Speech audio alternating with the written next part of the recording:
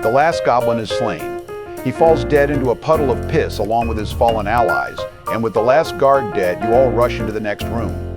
In the center of the room stands a massive goblin casually pissing all over the floor. You all need to make a constitution roll to not piss yourselves in fear. God damn it, I can't fucking take this anymore. Why the fuck are we letting this freak DM for us? Yeah, I can't lie, this is just fucking gross. I feel like I need to take an AIDS test after every session. Disrupting the game like that is going to cost you. You both immediately become 9 months pregnant. Dude, how does that even work? They're both male. Not anymore, they're not. And the Goblin King is looking awfully hungry for your soft, supple bodies. That's it. I'm out. I quit. I'm not doing this. Donald, wait. This is the only dungeon master in town. If we don't let him run the game, then we can't play. It's not fucking worth it. All this asshole knows is 5e, and he can't even run it without forcing his nasty-ass fetishes on us. Come on, I don't want to go back to playing online. It just sucks. Barack, back me up here. Oh yeah? You don't like my campaign? Then all of you can go fuck yourselves. I'll just call up Bill. That guy knows how to have a good time. Well, that was a huge waste of time. 3 months down the drain. Man, I really don't want to play online. I hate those god-awful D&D servers with thousands of people and like 5 dungeon masters. They always have 100 different dumb rules for character creation, and the settings are just sanitized slop with no real stakes or edge. Well, blame Donald for crashing the session. We were fine until he ran his big fat mouth. Joe, shut the fuck up. That guy was a freak, and you know it. This sucks, man.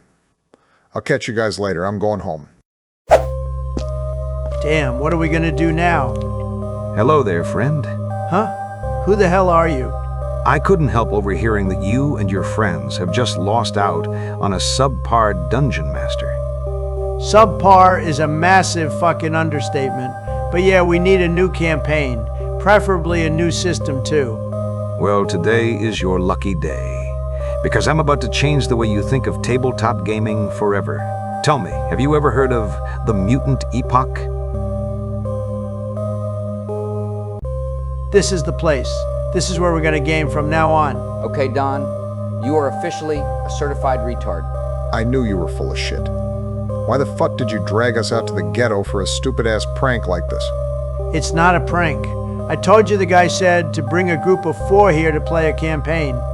Donald, just admit that you're full of shit. No way you actually found a game master that fast, and no fucking way he would ever pick a shithole like this to have a session in. You 3 dipshits are about to have the time of your lives, and it's all because of me. So stop bitching and don't embarrass me in front of our new game master.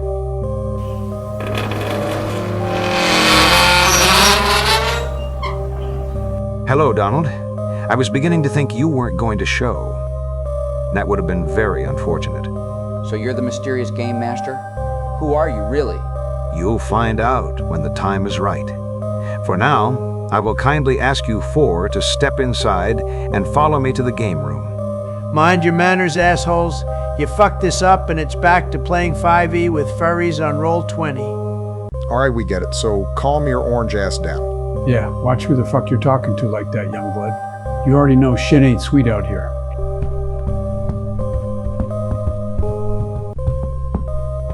Here we are. Make yourselves comfortable and take a moment to unwind. For today, we'll be playing the Mutant Epoch, a post-apocalyptic RPG that will challenge your in-game persona to survive in an age of rediscovery, savage conflict, and high adventure. The Mutant Epoch uses the Outland system game mechanic. If you're unfamiliar with it, then don't worry. The 4 of you should catch on very quickly. You will be taking on the roles of humans, mutants, and synthetic constructs, and together, you will form an excavation team and make daring forays into ruined cities and junk-strewn wastelands. Oh, hell yeah. If I had to play another Dungeons & Dragons campaign, I was gonna lose my mind. I've been a fan of the post-apocalyptic genre ever since I saw a boy and his dog back in the day. I also spent hours playing this awesome cult classic from Ukraine. Donnie, I know exactly what you mean, and I couldn't agree more. Metro 2033 is without a doubt the best post-apocalyptic video game franchise in existence. Bushy boy, you seem to be mistaken. Stalker is clearly the better series. It's got a hauntingly beautiful open world, a terrifying atmosphere, and a loyal modding community that's still active today. Well, I have to disagree. I think the game with a stable engine that's not held together by duct tape is clearly the better pick. Not to mention the fact that Metro has a cohesive narrative, meaningful choices, and compelling characters, none of which suffered from doing a bunch of boring-ass fetch quests. Sorry, George, but I gotta agree with Trump here. I spent so many hours playing Lost Alpha, Arsenal Overhaul, Call of Chornimal, and so many other great mods for Stalker. Though I'm more of a fan of Fallout, personally, I've always liked the tribal culture and bleak atmosphere in the early games. Well, Stalker doesn't have any female NPCs, but in Metro you can get a dance in the Gentleman's Club, so it's a no-brainer. Although I think the Wasteland games are the best the genre has to offer. For this campaign, I've taken inspiration from a great variety of sources. You'll see a little bit of everything, but there will also be a great deal of the system's own aesthetic mixed in. For now, though, how about we get started on character creation?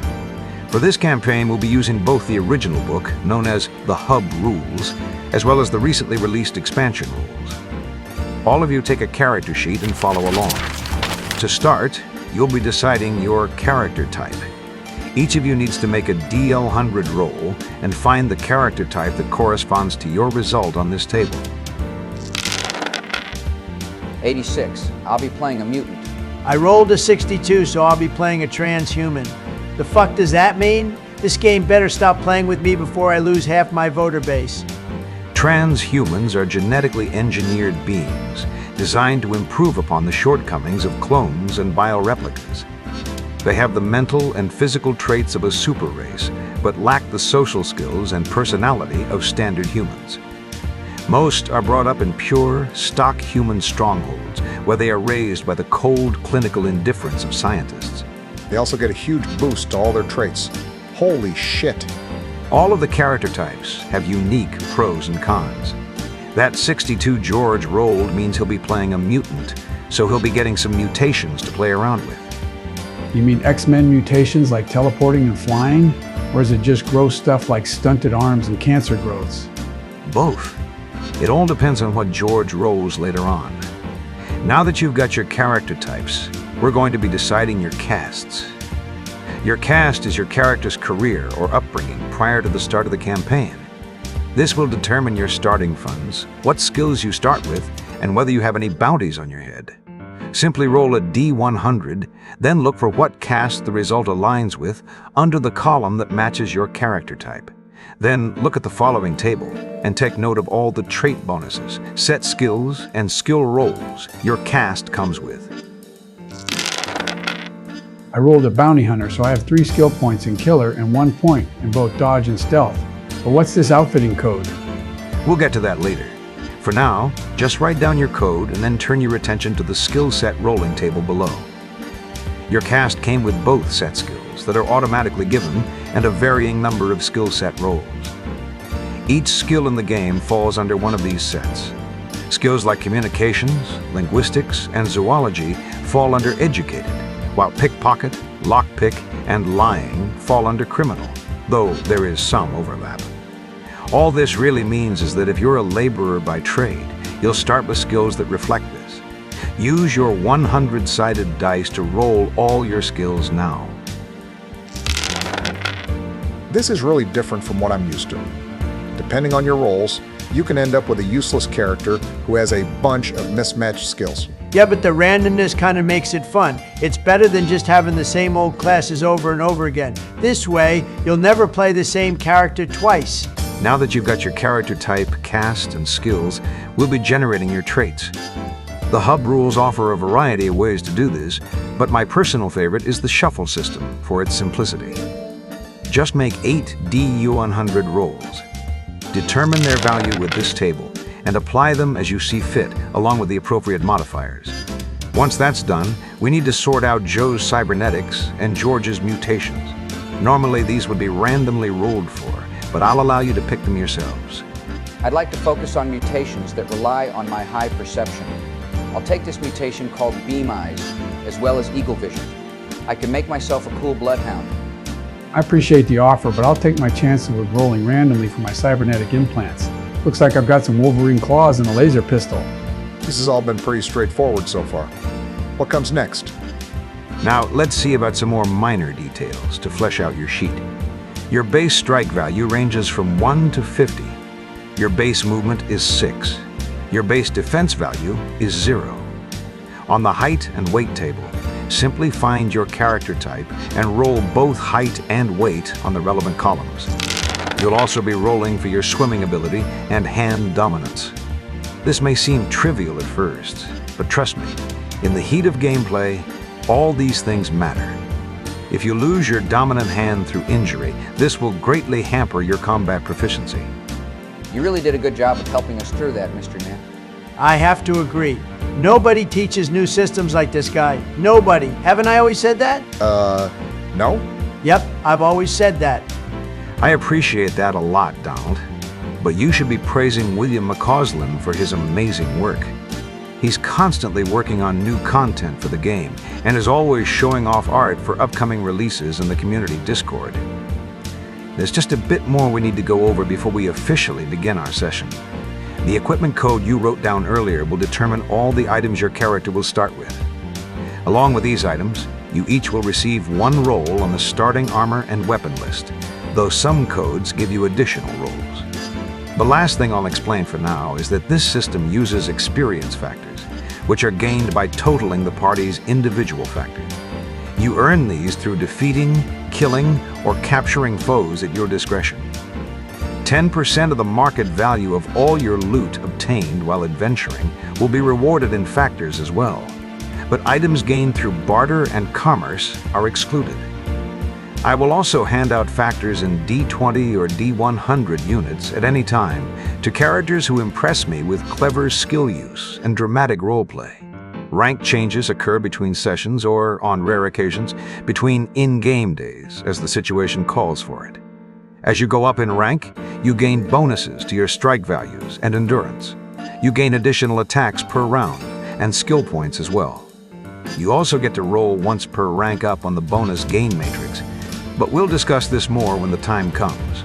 So that's it for character creation? We're all done? Well, there's still the matter of your character's actual history and motivation. Your cast should have given you a broad idea of what your character has lived through, but the fine details of their life and what motivates them are ultimately up to you. We will take a 10-minute recess. During this time, I will allow you to skim through some of the official setting material to get a broad sense of the world you will be inhabiting. That sounds good, because I actually have something I need to discuss with you on the side, Mr. Game Master. Ain't no way you need extra help with your character. This shit was super simple. Shut the fuck up, you orange dipshit. It's none of your business. Imagine not being able to fill out a character sheet. Couldn't be me. Settle down. I'll meet with each of you separately to help you further cement your backstories.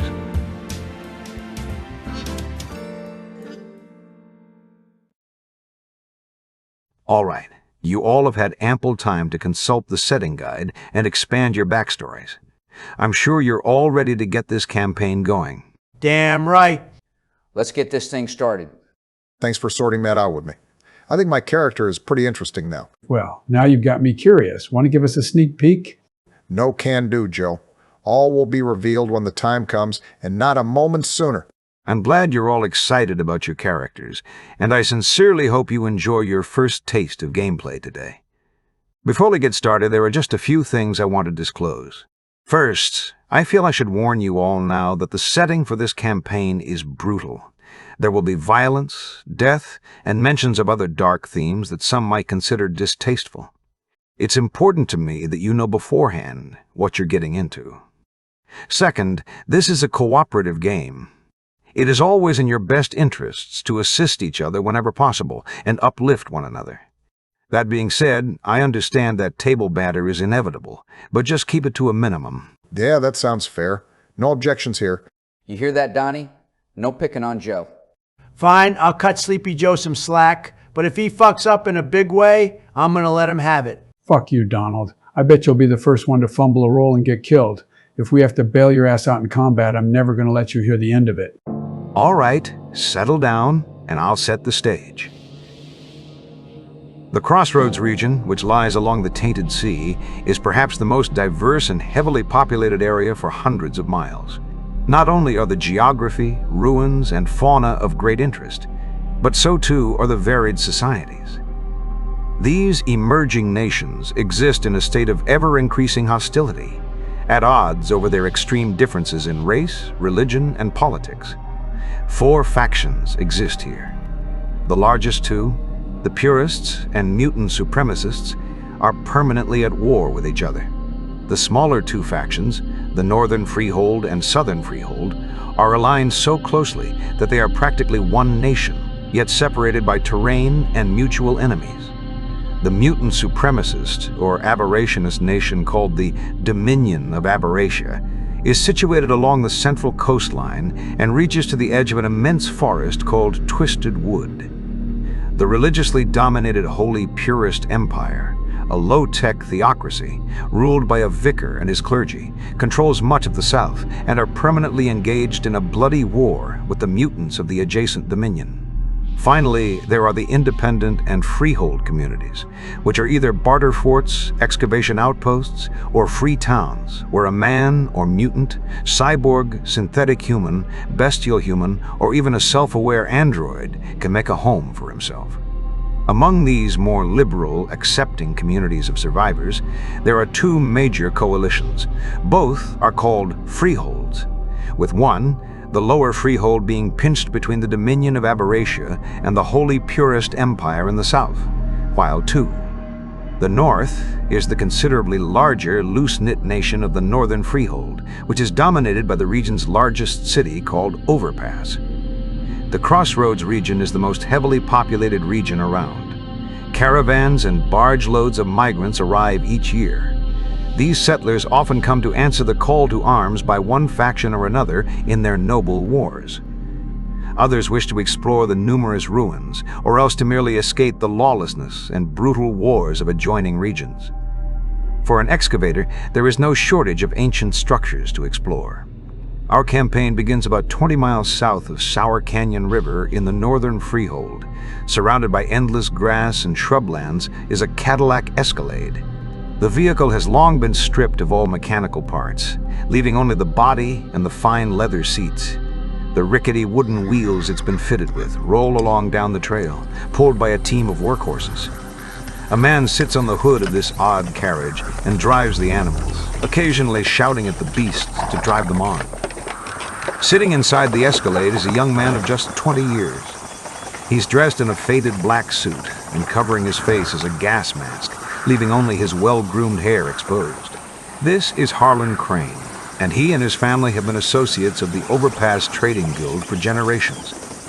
He departed Overpass just 5 days prior and hired on 3 cheap bodyguards to accompany him on his outing. Attached to his wrist by a pair of steel handcuffs is a locked briefcase.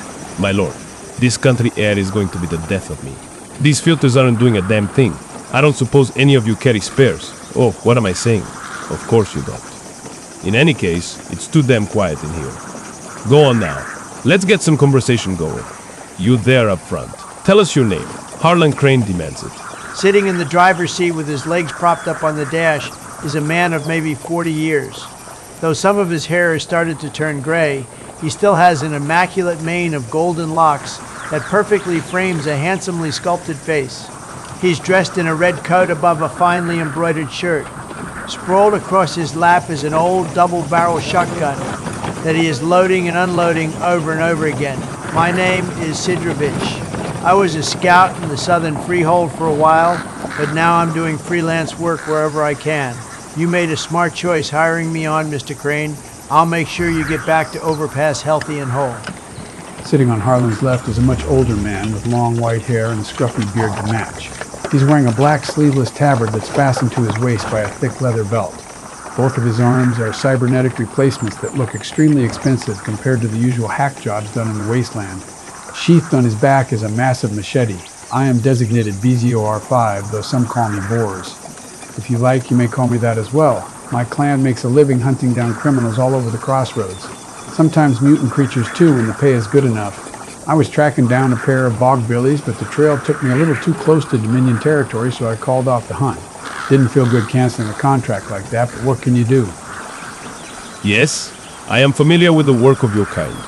I requested you specifically when I heard there was one of your clan in Overpass.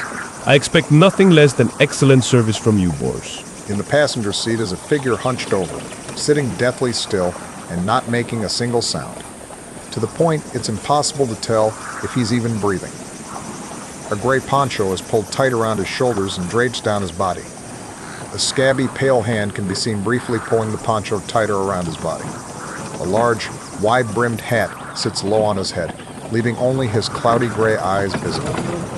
Wretch is what most call me.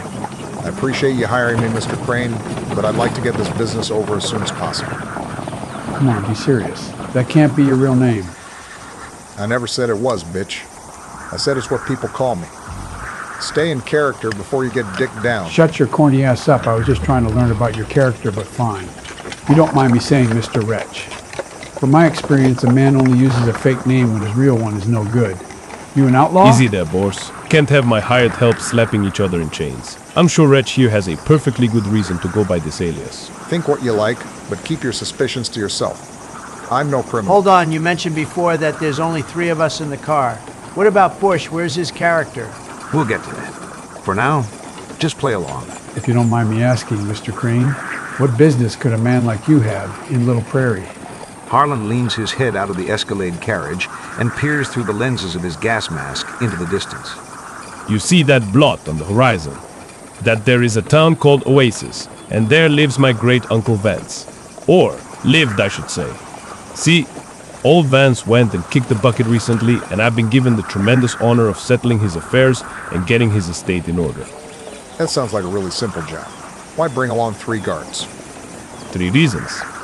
Reason 1, a Crane must always be seen with armed company, whether in Overpass or even a miserable burg like Oasis. Just part of the game that comes with being in the guild. Reason 2, Little Prairie isn't nearly as safe as the Freehold likes to make it seem. Why? Just the other day, a caravan coming up from Gillespie got ambushed on the road. And the third reason? Getting Uncle Vance's estate in order means getting his employees in order too. They will no doubt be weary of any outsiders, and I expect some of them to try getting one over on the new boss, now that the old one is dead. You 3 are going to put a stop to any such foolishness with extreme prejudice. So that's why you needed strangers from Overpass, so they could murder your uncle's workers for you? Murder? No, sir. The Cranes are law-abiding folk. But so long as you're under my employ, I expect you to act in my best interest, whatever that may lead to. I don't like what this guy is implying. We're not just going to kill a bunch of people for him just because he says so, right? I mean, if he's paying us to do a job, then we gotta do the job. Yeah, it sounds like he's wanting us to do some shady stuff, but let's keep an open mind. He's been up front with us, and I kinda like him. Yeah, of course you would say that. It's probably like looking in a damn mirror. Hey, Mr. Crane, this place sounds like a real dump. Why don't you just cut your losses and sell the property if this is going to be such a risk for your safety? Oh, it's not my place to question these things. More important men than me decided that this property must continue operations at once, and I can only obey. Tradition is tradition, as the saying goes. Before the matter can be discussed further, the carriage comes to a sudden stop, and everyone inside jerks forward in their seats. Now, what the hell is that damn driver doing? Oasis is still a ways off. We shouldn't be stopping just yet. I'll tap on the glass to get the driver's attention. Hey, asshole, why have we stopped? Mr. Crane is on a very tight schedule. Most of your view is blocked by the driver himself, who is sitting rigidly on his perch, staring straight ahead. He does not respond to you in any way. You there? Wretch was it? Go out and tell him to get those damn horses moving. If I have to spend one more night out on this road, there's gonna be hell to pay. I don't like being spoken to like that, but I'll do what he says and open the passenger door. I get out and step up closer to the hood where the driver is sitting. Is everything all right out here? Mr. Crane is a little upset that we stopped. The driver still doesn't respond or acknowledge you in any way. He's still staring straight ahead at a lone figure. 100 meters up the trail is a man, limping his way toward the carriage. He's covered so badly in bleeding wounds that it seems a miracle he is even standing upright to begin with. Someone is on the road and coming this way. It looks like he's hurt bad. This is a classic ambush tactic. I bet that's just ketchup or paint he's covered in. Stay in character, Donnie. I want to see how this goes. Yeah, that's all you can do since you're in the cuck chair. I jump out of the car and ready my shotgun. He looks like he's already dead, but you never know what bullshit people will try these days. I get out next, keeping close to the car. What would you like us to do? Just leave him for dead? Is that what they taught you in the Scouts? No, they taught me how to survive and how to recognize danger. And this has danger written all over it. You go out to help that guy, and you won't be coming back. You can do what you like, Sidrovich. But I'm not going to sit back and watch some poor soul suffer and die when I can do something to prevent it. Enough of this. Wretch, if you want to treat this man, then do so. I truly do not care. But you will do so only after you get him off the road so we can pass. With that, I begin walking up the road towards the man at a brisk pace while reaching into a medical bag hanging from my shoulders for bandages. I stay right where I am, clenching my shotgun tightly in case of an ambush. Harlan gets out of the car, clearly frustrated by the delay. He begins changing the filter in his mask for a fresh one, tossing the old one into the brush. I also stand guard near the car, keeping an eye on both the man and Wretch for any trouble. With Wretch getting further and further away from the car, a sense of unease settles over that dusty road. For a long while, all seems fine. But when the Wretch is just 10 meters away from the injured man, Sidrovich sees something slinking through the grass. Huh. What was that? Did you just make a roll? Are you rolling in secret? I think something just failed the stealth check, Donald. Hurry up and do something. Oh, damn. Without thinking, I turn my shotgun toward the figure in the grass and fire. Now would be a good time to explain how combat works. There are 3 seconds rounds, during which your character can run while firing an assault rifle, climb a ladder while talking on a communicator, or zigzag across a field while readying a grenade. A turn is when each side in the combat acts, with the side winning initiative getting the first turn. Initiative is decided with a D10 roll plus your perception bonus. Actual combat is handled by the attacker rolling his strike value or less on a D100 to hit and inflict damage on the target, with any penalties or bonuses applied to the attack based on the target's defense value, cover bonus, or inattention penalty. A roll of 2 to 5 always results in a strike, with a roll of 1 being a critical. A roll of 96 to 99 always results in a miss, while a fumble occurs on a roll of 100.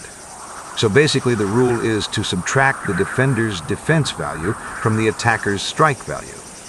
A roll higher than that number is a miss, anything matching or lower hits. That sounds simple enough. Yeah, this is pretty easy to get a hold of. Anything else we should know? There are a variety of special actions you can take during combat. You can jump on grenades, take meat shields, lay suppression fire, blind fire, and most importantly, make called shots.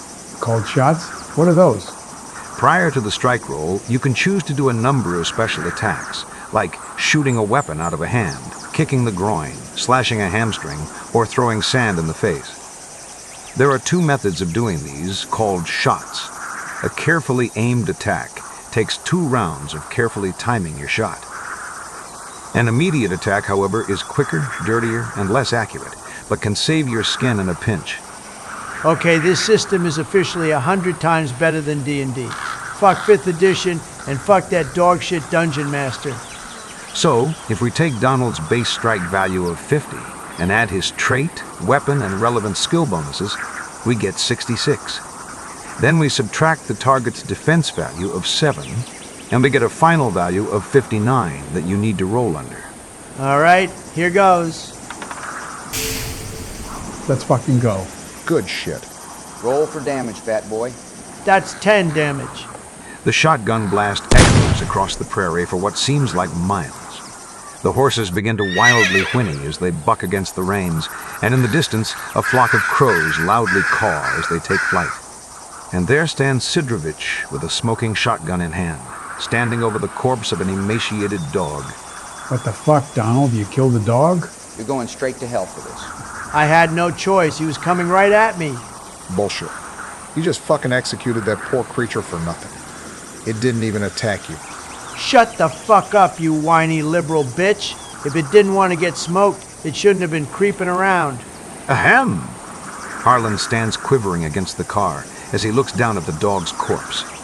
He had thrown himself flat against it when the shot went off. That thing was right there and I didn't even see it.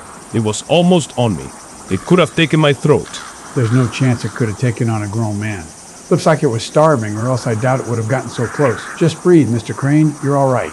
You should be more worried about Sidrovitz being trigger happy. You're gonna shoot everything that comes past, you idiot! Watch your damn tone. It was sneaking up on us, probably waiting until one of our backs was turned so it could attack.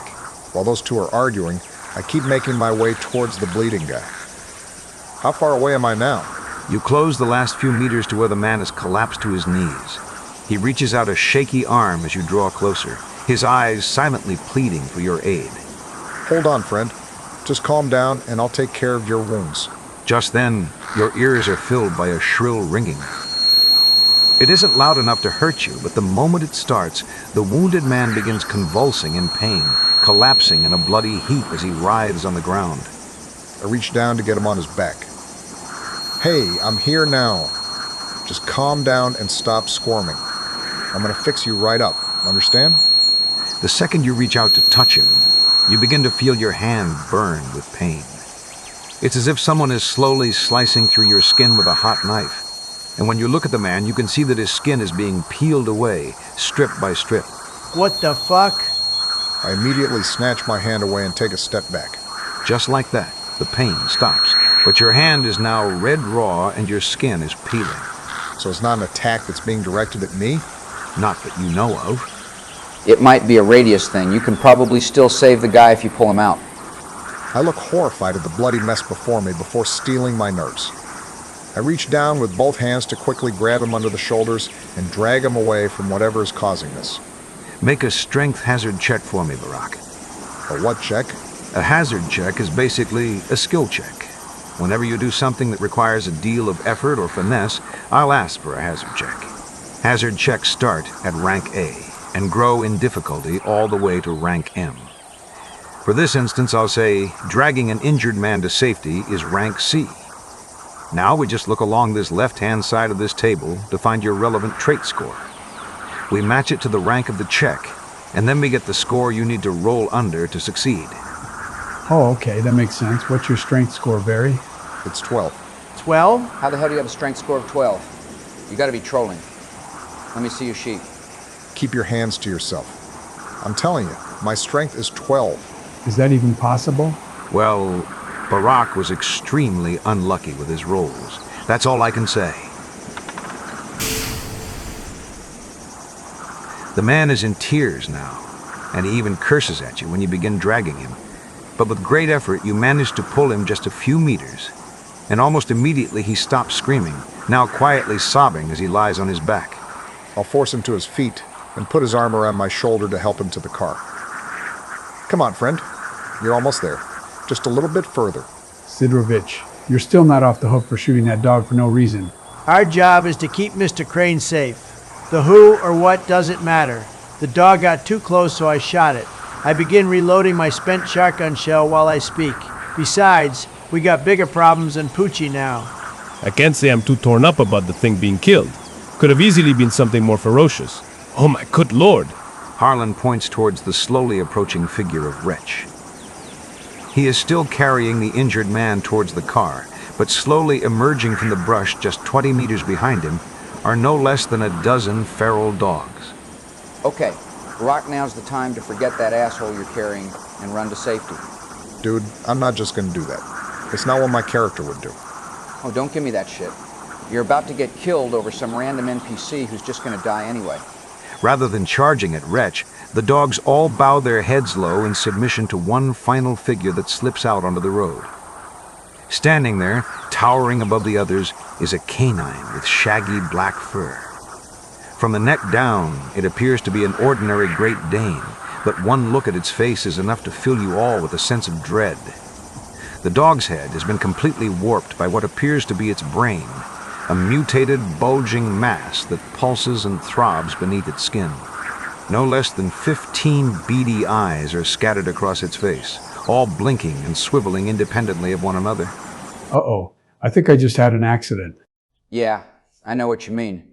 That is one godless abomination. Wait, what's that smell? Oh no. Oh God, no. Joe, please tell me you didn't just do what I think you did. Joseph, did you just shit yourself in my game room? It's your fault for not warning us this was going to be scary.